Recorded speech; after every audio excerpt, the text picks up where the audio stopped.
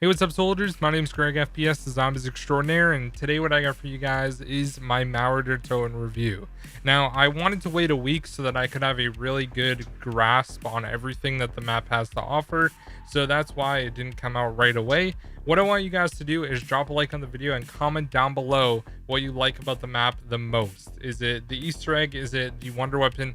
Anything like that, let me know down below what you guys like the most. Without further ado, guys, let's jump right into it. So I have a bunch of different categories and we're just going to go through each one. So the first category I have is the map layout. Now, is the layout of the map good? And the straight answer, yes. I love the verticality of the map, how there's zip lines that go across different buildings and also bring you to the top floor and down as well. I think that works out really well for the verticality of the map. You can get from one side of the map to the other really quickly. And also I love how underground you have the subway system where it all connects and you can go from one spot to the other extremely quickly underground. I think that overall the flow of the map is actually really good. Now, if you're on one side of the map and you have to run all the way across the other side, yes, it takes a long time, but I think the underground makes it a little bit faster. And just having the zip lines, as long as they're not bugging out and breaking the game, they actually work out pretty good. Now, I took a zip line on round 116 and my game just completely crashed and DC'd, so I don't recommend going on zip lines if you're on high rounds. But overall, I really love the map layout overall. I think it's really cool how there's like debris that you can walk on near Pack-a-Punch, which is really cool. You have no man's land, all that stuff. I really love the map layout and I think it's really good. So next up, guys, is the Wonder Weapon. Now, obviously, it's called the CRBR-S. I think we can all agree that the base version is by far the best Wonder Weapon in the game. Hands down right now. Having a fully auto pistol that is better than the ray gun, you can reload it faster, you can basically get unlimited ammo with all the enemies on the map. I think we can all agree that it's by far the best Wonder Weapon in the game right now so far. Now, of course, we can't go without saying the different variants that it has. So it has the Swarm, which is the yellow like revolver one that shoots out like explosives kind of. Then we have the Blazer, which is like the laser version, and then we have the Diffuser, which is the shotgun one. Now, I think we can all agree that the shotgun one is absolute garbage, needs to be buffed for sure. The Swarm one that shoots the explosives is probably the second best one out of all of them, just because it can clear out like a full horde of zombies pretty quickly, but you definitely don't want to shoot it close to you because it will do like nothing, it seems like. And then the Blazer, the laser one, is decent, especially on insta-kill, but it does absolutely nothing to the boss zombies after like round 30. And even like the base Wonder Weapon is so good with Ring of Fire. It's gonna be the reason for doing high rounds. There's this guy that is literally on like past round 700, Insomnia Virus. I'll link his channel down below. This dude's on like over 700 just using the base version. He doesn't pick up any of the variants, so that's really good. And that leads me into the next point, which is high rounds. One thing that is super important when it comes to a zombies map is the map viable for high rounds? And to be honest, I think that the past two maps that we've had in Cold War have also had fairly good high rounds until the game crashes. Now, the max round that you can get in the game is 935 and it caps right there. So hopefully this guy can make it to 935 on Toten. And I think only one person or maybe two have gotten it on Firebase Z, and no one's gotten it on Die Machine, the base map. So overall, having good high rounds means that the high round community that plays Cold War is actually going to have a good time playing it, and that's really important. I personally am not really a high round player, and I've gotten over around 100 on the other maps in Cold War. So the fact that I can do it myself and get over around 100 is just a testament to how good it is for high rounds. Now, obviously, you're gonna crash, like that kind of sucks for sure. There's a lot of crashes and Cold War's buggy, but at least people that do high rounds are enjoying it and having fun, and that's really important, I would say. Next up, guys, we're going to go into the Easter egg. The Easter egg is another extremely important facet when it comes to Cold War zombies, and to be honest, I think the Cold War Easter egg on Toten at least is the strongest Easter egg out of all the Easter eggs in the game right now. It's much better than all of the base maps as well as Outbreak. The Outbreak Easter eggs are kind of bad. The only good thing is the boss fight against the Legion, which I would say is a little bit harder than the one against Valentina, but I still think Valentina is a better boss fight overall because you travel to 5 different areas, or I guess 4 because you go, or 3 because you go back to where it starts, which is kind of cool. Now, I love the cutscene. The cutscene was really cool, and I love the story aspect of it. We don't get to see who the director is. A lot of people are thinking it's Richtofen. It doesn't look like it. It looks like Hudson to me. You know, just from Black Ops 1 and the outfit he's wearing with the shirt rolled up, same color shirt, pants, tie, all that stuff. It looks exactly like Hudson, but I hope it's not. But overall, I think that the Easter egg's really fun and challenging in a way. Not that it's like super hard, but I think the boss fight is definitely the strongest because in Firebase Z, it was literally an Orda, which we've already fought before, and you can kill him really quickly. And then on Die Machine, we're literally just protecting Orlov, and that's it. Like, it's really not that hard either. There's just a bunch of megatons that you have to kill using the electric die wonder weapon. So other than that, I wouldn't say it's like the craziest Easter egg. Like, all the Easter eggs except for maybe Blood and Black Ops 4 are much better, but at least it's a step in the right direction. The Easter eggs are getting a little bit harder and more in depth than they were when the game came out, which is a good step in the right direction. And it's actually a really fun Easter egg that I am not sick of yet, which I cannot say the same for Firebase Z. After about a week, I did the Easter egg probably about 10 times, and I was so done with Firebase Z after that point. And I'm not done with Mauer Toten yet, and I've done the Easter egg about the same amount of times. I still enjoy doing it, so that's really good. Now, we can't go on talking without talking about the side Easter eggs, which obviously there's some really good ones. So you have the bunny dance Easter egg, which is really cool. You just collect all the bunny parts, and then you can do it every 15 rounds by shooting the bunny on the building.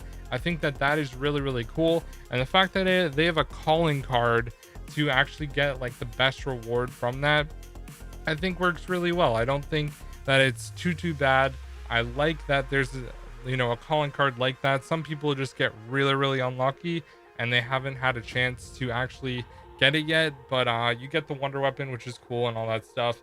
I think it's a pretty cool idea for a calling card personally, and I do like that you can go back in, and it's always cool to see what they do for the bunny dance Easter egg in Cold War on every round based map. There's also the Easter egg song, which is the song Amoeba by Adolescence. Although it isn't a Kevin Sherwood song, I think it was a really cool song that's like punk rock, and it kind of coincides with Klaus having the punk rock upgrade, which I like. And then obviously you have the free gun to your upgrade as well by shooting out the signs in the distance, which I also think is a really cool one, where you get an ether tool, and I personally like that a lot. I love that there are side Easter eggs on this map, because side Easter eggs are literally my absolute favorite thing when it comes to zombies. So now let's talk about Mule Kick, because that was the perk that got added. Mule Kick is a good addition to the game. Although I was kind of skeptical and I didn't think it was going to be that good, it actually is really good, because when you're doing high rounds and you pull out like a war machine or something, for example, the zombies that you kill are going to drop ammo. Unfortunately, they don't drop ammo if you're using the wonder weapon, which kind of does suck. But if you're using any other weapon, you'll get ammo from it. Also, you can hold 3 guns, which isn't a huge thing, but some people like that. And if you go down, if you buy the perk back from the actual machine, you'll get it. Unfortunately, right now, if you buy from Wonder Fizz, it actually doesn't give you the gun back because it just doesn't work for some reason. And speaking of having Wonder Fizz, I think Wonder Fizz is an amazing spot on the West Berlin Street, all the way up top right away. Like, I don't think I've ever used an actual perk machine in the game except for maybe Jug like twice. Every other time I literally just go to the Wonder Fizz and buy it there. It's a lot faster and a lot easier, and it spawns in right away. You don't have to wait 10 rounds like you do on D Machine. And on Firebase Z, you had to obviously turn on everything, but then it's available. So I definitely think it's really good.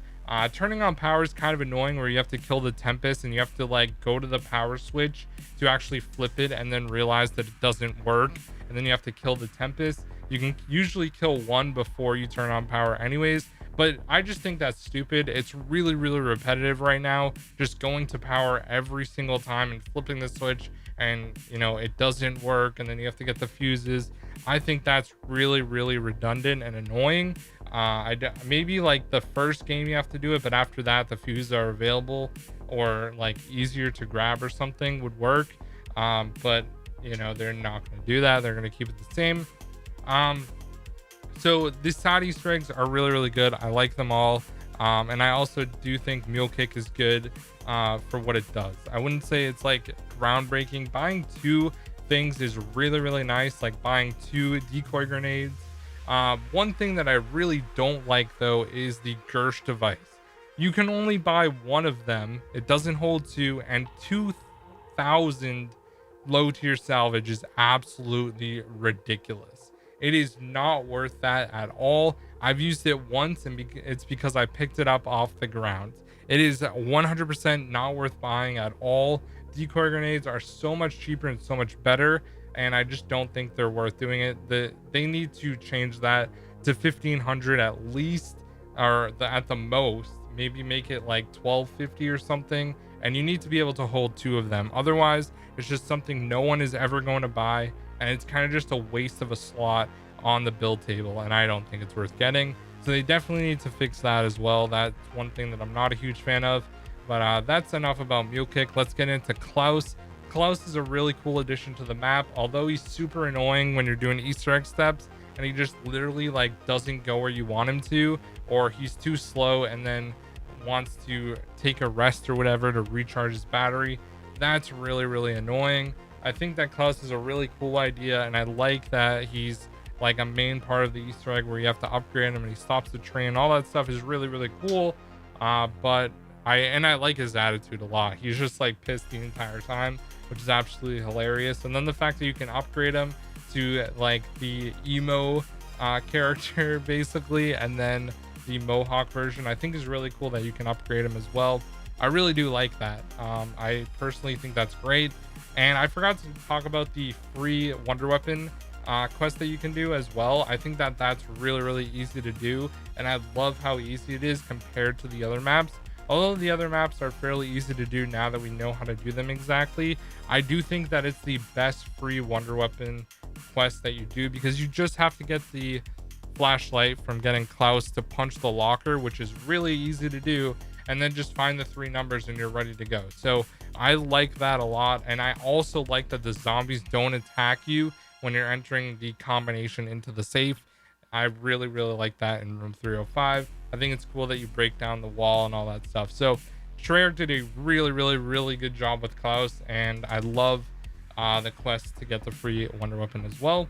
And last but not least, guys, I think we need to talk about the enemies. So we have Disciples, which are the new enemies on the map. Disciples are really, really, really annoying on high rounds. They just annoy the hell out of me when they like drain your energy from you. It's really, really annoying, and you feel like you're gonna die even though you've only lost like 10 health or something. So that's kind of weird. It feels like you're losing a lot more. Obviously the Panzers are back. Usually when Panzers are on a map, it's a good map. It's been the case with the Razorjack and Origins. I would say that Marauder Toten's the best map in Cold War for sure. So I don't mind them. Manglers are back, not a huge deal. They're still pretty weak, like on Firebase Z. We have Tempests, which are also a return from Outbreak. Now, obviously, Outbreak Tempests are annoying, and the Tempests on Marauder Toten are ones that you have to spawn in yourself, except for the 2 power ones, and they die so fast with the Wonder Weapon, like they're literally a joke. And then obviously you have the Super Sprinter special rounds, which are just really, really easy to kill. As long as they don't explode on you, you'll be perfectly fine. And then Valentina, of course, is the final boss fight, which is not really that hard either. You just have to deal a lot of damage. It's a bullet sponge like the Orda that has different attacks where you have to like hide behind stuff. And other than that, it's pretty self-explanatory and simple. So anyways, guys, that is my review of Marauder Toten, but you didn't come just to hear my thoughts on it. You want to know what I would actually give this map. And after some serious thinking about this, I'm going to give this map an 8 out of 10. I wouldn't say it's a great map, but it's definitely not a bad map. And as far as like stacking up, I would give it a B as far as like an actual tier list. It's definitely not an S tier map. It's definitely not an A tier map. I think it's a B tier map. It's better than a certain, like, you know, some maps, but it's definitely not the best map ever made. It's definitely the best in Cold War for sure. And I would give the other two Cold War maps a C probably, or possibly a low B. So anyways, guys, let me know what you think of the map down below.